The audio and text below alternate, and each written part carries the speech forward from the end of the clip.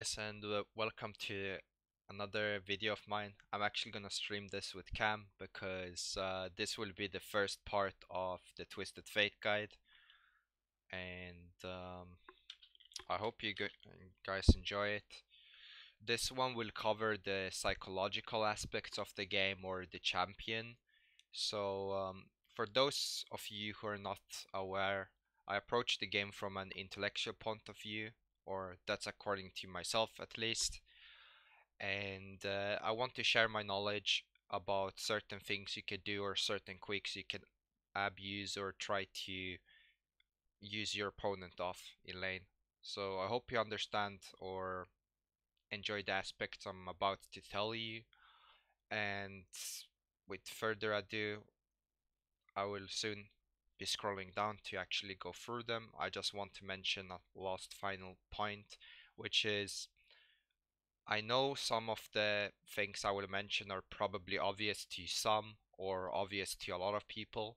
So I would be appreciative of not people commenting, oh, I knew that, like, oh, it's not advanced or high level. This is like the guide of TF is more to open you up as a reflective player and start strengthening your mind to think outwards and actually try to approach the game differently. It's not like I will basically tell you new information, you'd be like, oh shit, dude, I'm mind blown. I've been ever changed as a player. No, it's like to start opening your shell and start propelling you outwards to actually become a smart individual and a player when you go into the game, so you can function both inside and outside the game. So let's go. Let's actually get down to it, and I hope you guys enjoy. Psychological warfare. This is what I wrote last year. I read it through and there hasn't been many changes. So let's go through the first point. We all know that Fiora can parry and Zed can ult you. And the first one is quick backstep, which is what I call it. And it's to walk away in quick turn with locked or actively rotating pick a card W. In order to bait Fiora's riposte and Zed's death mark. the the hindsight is basically, if I now go into game quick, yeah, I mean custom game is basically you lock this and you oh, I actually need to change screen. Oh, I'm actually retarded. Give me one sec. There we go. I need to change the screen quick. I'll switch back scene soon. Is when you lock with this, you walk, you then turn, quick turn, so they ult you or repost, and then you lock it and you stun them basically. Or that's the thought behind it at the very least.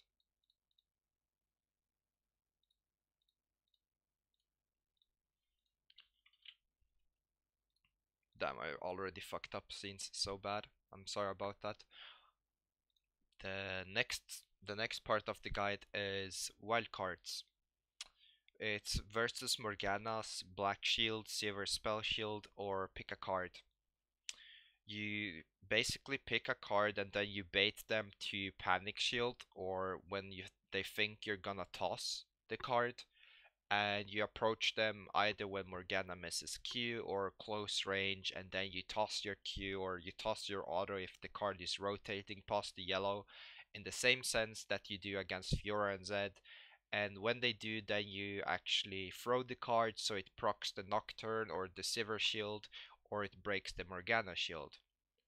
Another thing is if Morgana is played in the bottom lane, which she usually is, not many times mid, you can always predict which target she will stun, and then you stun the further most target, or you stun her and hope your team CCs the other guy. You can also quick turn the same fashion you do against Zed and Fiora, which I call a 180 turn, which I just showed, when you step back and forth, to look like an action that you're actually tossing your card, and you can also wait for them to expire. You can also do the same on Nocturne, but I suggest you don't do a long exchange and you try to proc it with your Q rather than waiting for it, unless your Q is on cooldown, because he will kill you pretty quickly. Now the next one is Yasuo. It's also the same theory against Yasuo, to be honest. It says turn on W and either let it rotate or lock it and run until Yasuo panics and uses Wind Wall. This is when you're chasing him. And then run past it sideways to stun play around Yasuo. So if Yasuo is under the wall or above the wall or one of the sides to the wall, walk until he's aligned with you or through the wall and then stun him. Also let it expire if he's walking back and forth, and don't select the card on a gank because it's enough for him to be pressured and stand still in one place for you guys to 1v2 him. If he's running towards you, you can just let it rotate, and then when it times out, that's when you actually turn and you use it, because then you're using maximum efficiency on it. Bait with wildcards, initiate quick backstep fake auto when pick a card, turns yellow without locking, and lock on second rotation. Yeah, basically what I said to maximize the effect on locking it on second rotation. Then against Cassio, always quick backstep to Cassio's ult, Petrifying Gaze, when facing Cassiopeia with either auto attacks, a locked card, or when using wild cards as a follow-up after Cassio's CC has expired, or as initiator.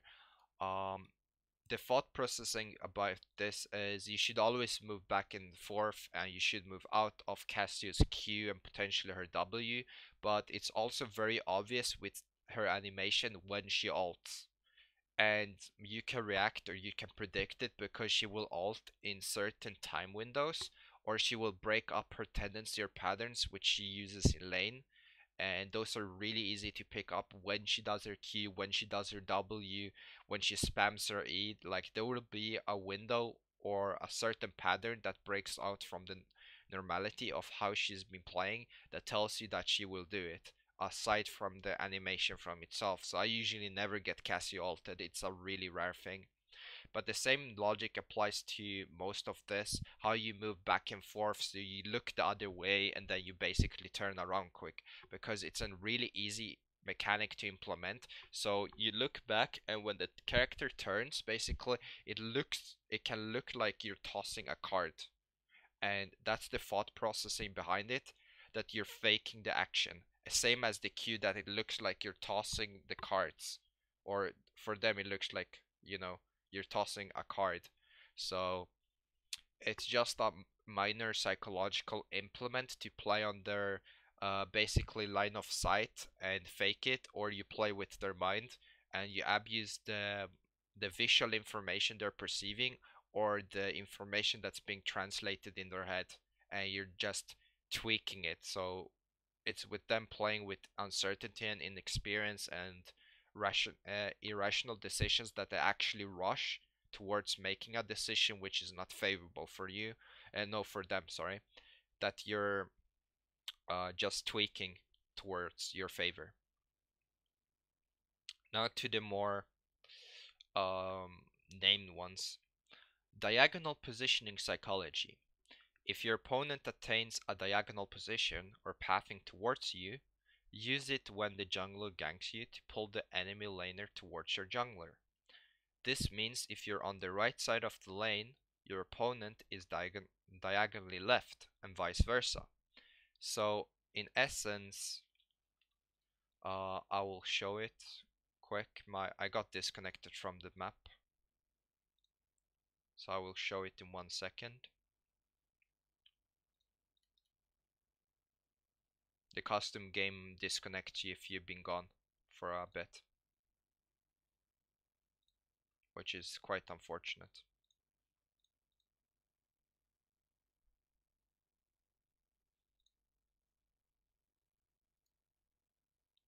I actually added the sightseeing a bit too late on this. As you can tell, my editing skills aren't really up to par to my gameplay or anything else. But as the game is started, I can explain the next one, which is basically the same thing. Mirror positioning psychology. Applies same as above. If you're both right side of the lane, you can pull your opponent left by going left if he mirror positions. So he basically is following you. And what I will do to explain this is very easy. Let me just add the scene so I can switch to it.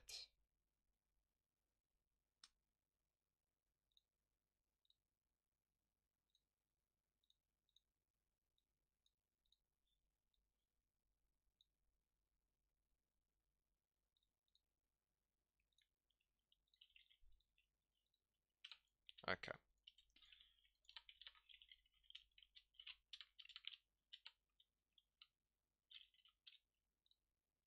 Hopefully this won't take a lot of time. What? You've been... Wow, that's bullshit.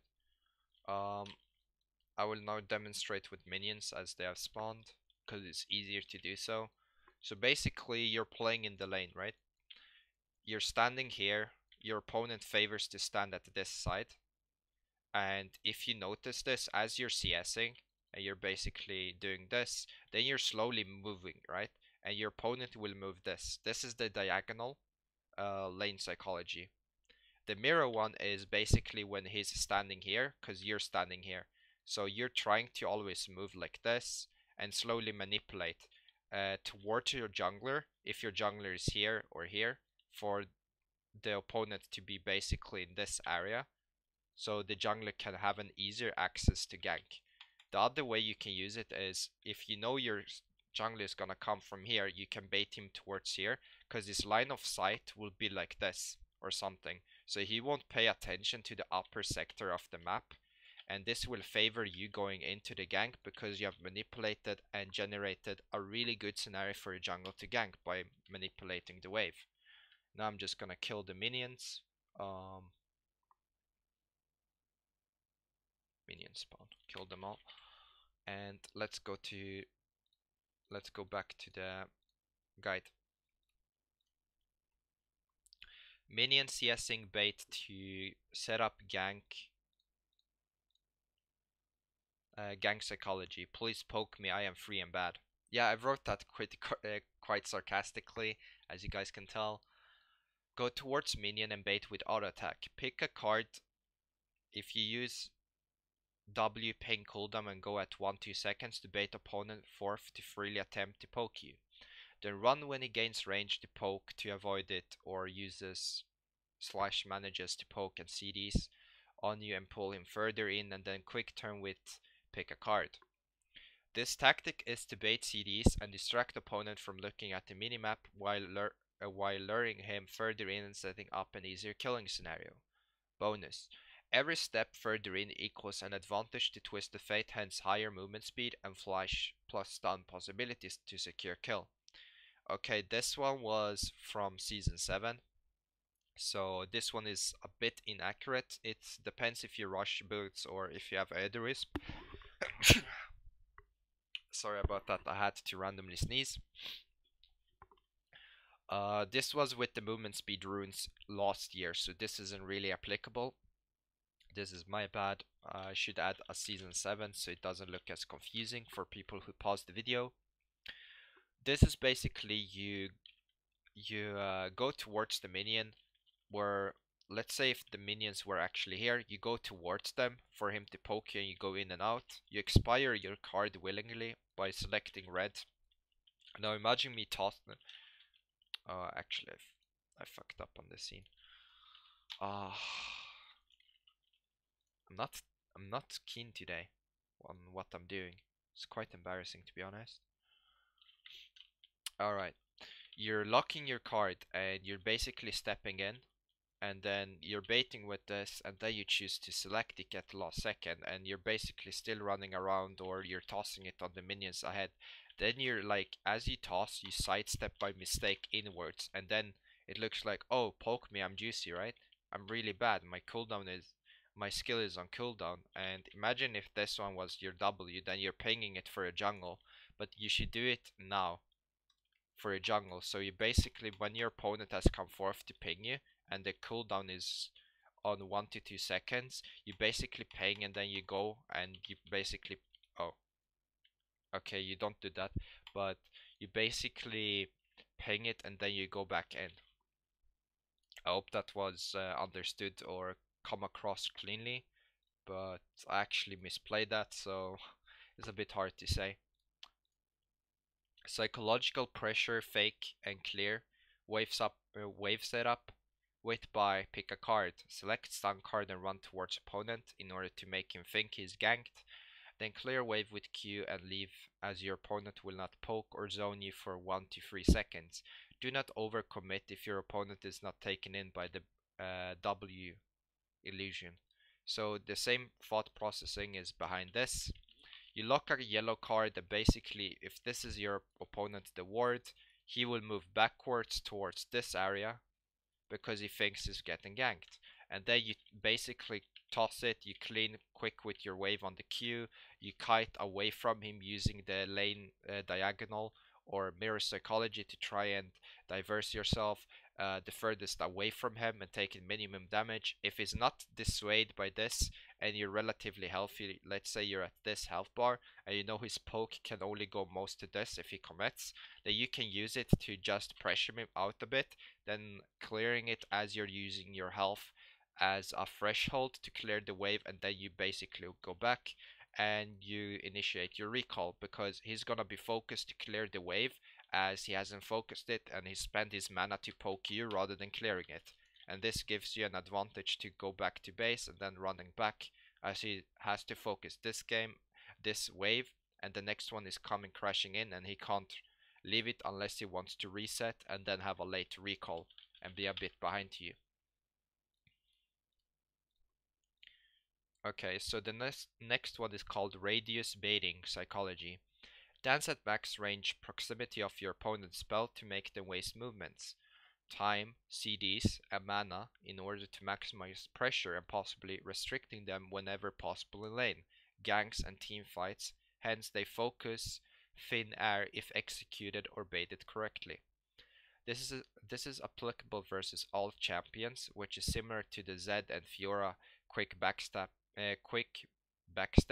by stepping back and forth.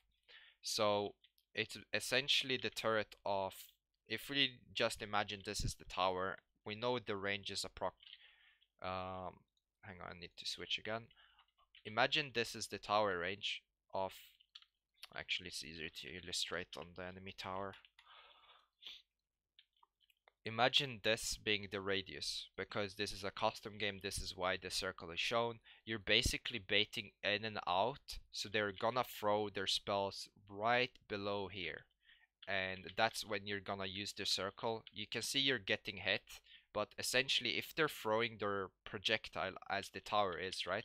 Let's say you're here, which is the little orb, or round circle, which I have no idea why, but if this is an Orianna or something and this is her max range, you're stepping in willingly and then you're backing out, and she would have missed her Q right here and burned her mana.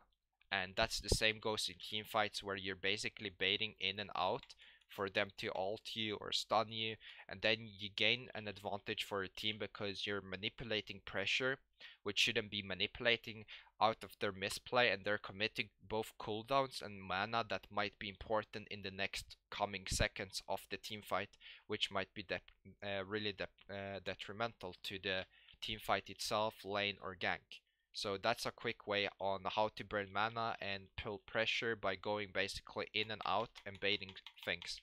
And you can learn that by playing a lot of League of Legends games and using your mind to know their range limitation, and when you have judged them on their playstyle, do they like to poke me, do they not, and then you basically you're going back in, and that's essentially, yeah, that's basically it. It's not really fancy, but it can be manipulated to a really high level degree and get you things.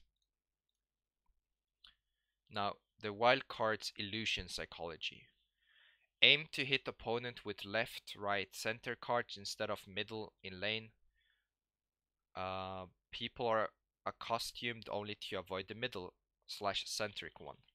Well, the theory is again really simple behind this one. If I head back into the game, I'm gonna show it from the tower instead because it's easier. So if you're aiming towards here, you can see that the side card approximately cuts through the middle, and he will only look at the middle card and think like, what the fuck? Why did I get hit by this one? And the same goes if you aim upwards from this angle as if you can hit this one. And it's basically the same in lane, let's be honest, because you see the minions, but instead of the tower being here, you can think of the tower being here, and you apply the same psychology to hit him here by aiming here. It's a really easy thing to implement, but it requires some experience to do and knowing, the trajectory of your cards, how they function. But as you can see, if I just toss it straight, that one card goes to this, the two cards go to the side and one straight through the middle. So you're basically aiming purposely on the side to hit the side card in the middle, and they will be taken away by it because they're focusing on what uh, where your character is looking, and at the moment your character is looking here, and then they see the middle card is here and then are taken by surprise. It's a really small and fun thing to do, which both me and Dopa used to poke people low or set up kills in lane whenever possible, but which you also can practice on because it's not the most uh, it's not the hardest thing to do, let's be honest.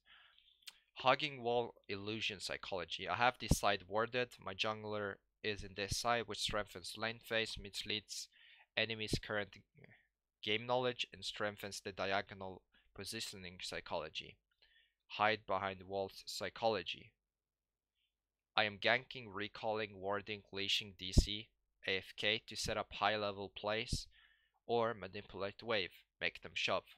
So if we head back into the game again, we will be able to see that if you're hugging the wall like this or something, you can basically tell that your jungle is on this side unless it's warded, because let's say your jungle is doing the wraiths, then it's safest to hug the side is on, as he has the quickest route to respond if you're getting ganked from this side and you're pretty deep. If the enemy jungler comes from here, it's better for you to run towards your jungler, which is a given.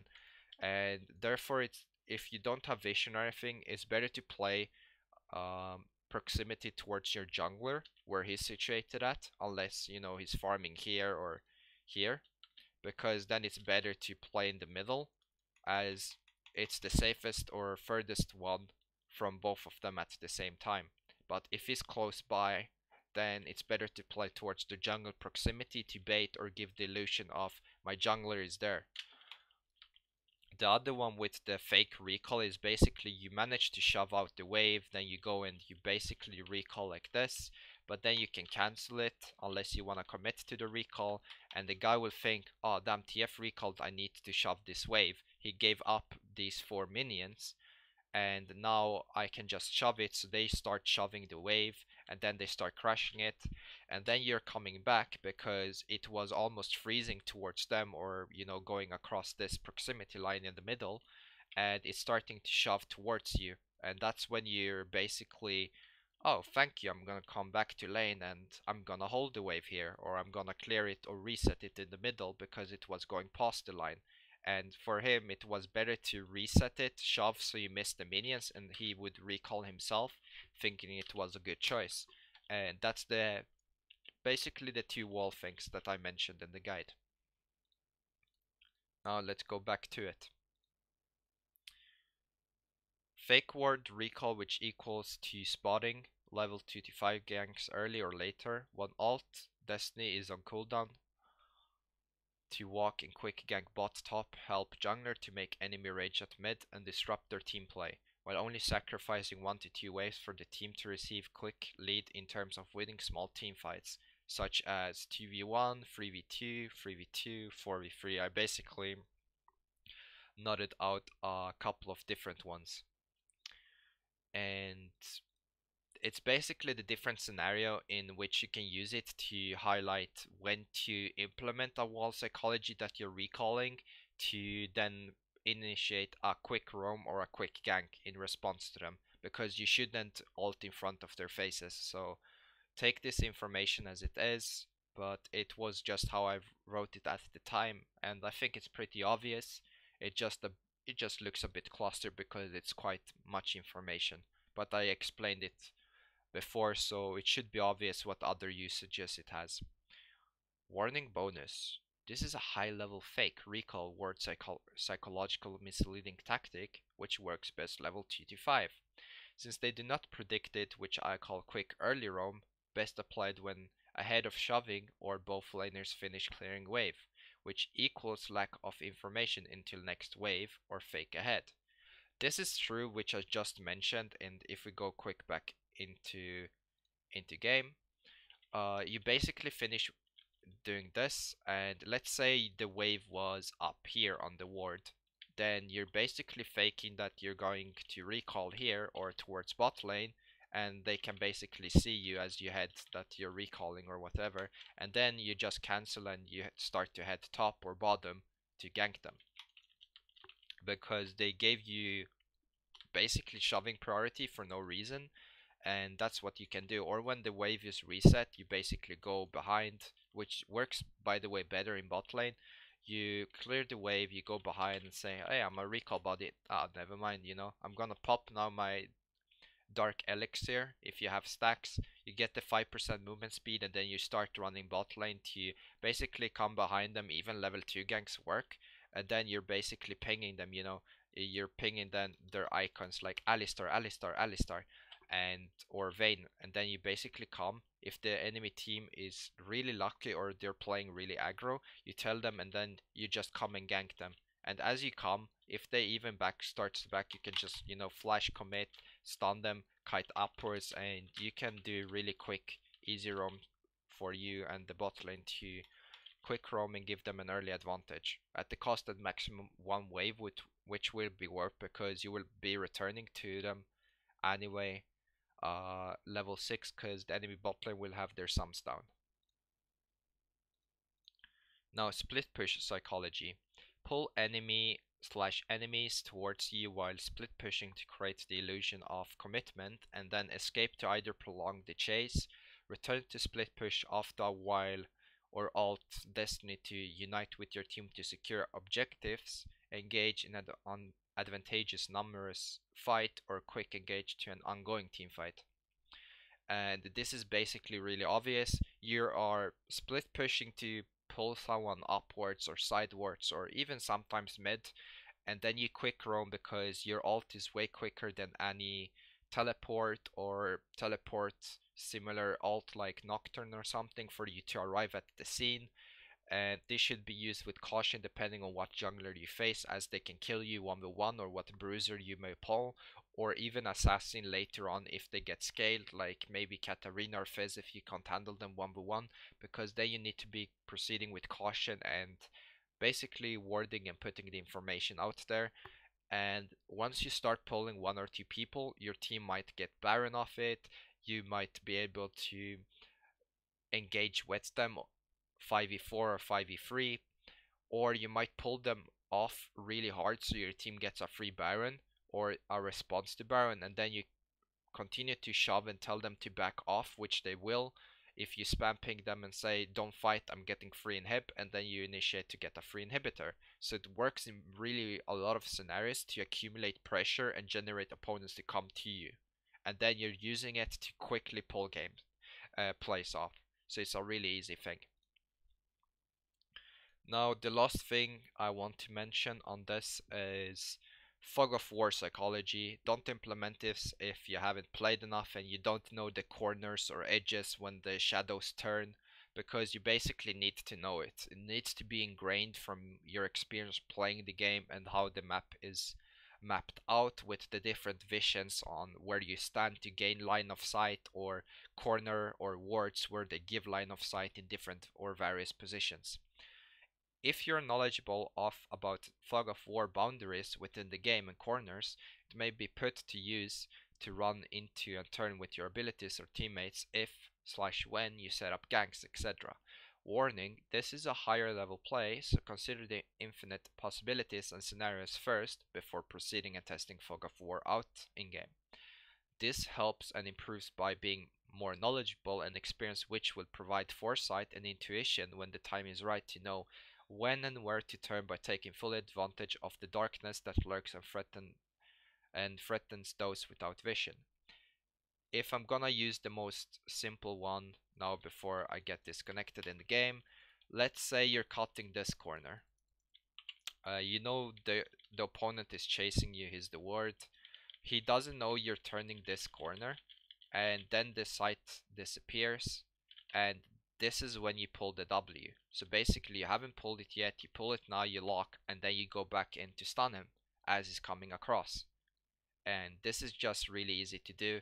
There's many corners, like if they're chasing you here, you can do it around this corner where you turn, you can do it around this corner, you can do it as you head into bush. So you head here, you start locking card, and then you turn. There's like really small and amazing tweaks you can do with this, but you need to be knowledgeable and know whether they have vision and how to do it at specific times and moments, which can be game changing. So don't implement it if you're not sure, as it can get you killed, as it can backfire. But if you're really experienced and you know how to do it, go for it. It's really good. And yeah, that's basically everything there is about this guide. So I hope you like the psychological warfare section of the guide. This is only the part one I will be doing. So I hope you guys enjoyed this specific part. It actually took way longer to explain. It's like half an hour. I thought this would take 10 minutes to explain, but I guess either I did a thorough job, which you guys can judge me in the comment section below, or you can laugh and say, damn, he's slow to explain these obvious things. So I hope maybe each and one of you maybe learned something new or started thinking, more outwards from an intellectual point of view in the game, so you can get your head into the game more than just heading into the game mindlessly and trying to do things. And I hope it made you more reflective thinkers and how to approach the game as Twisted Fate.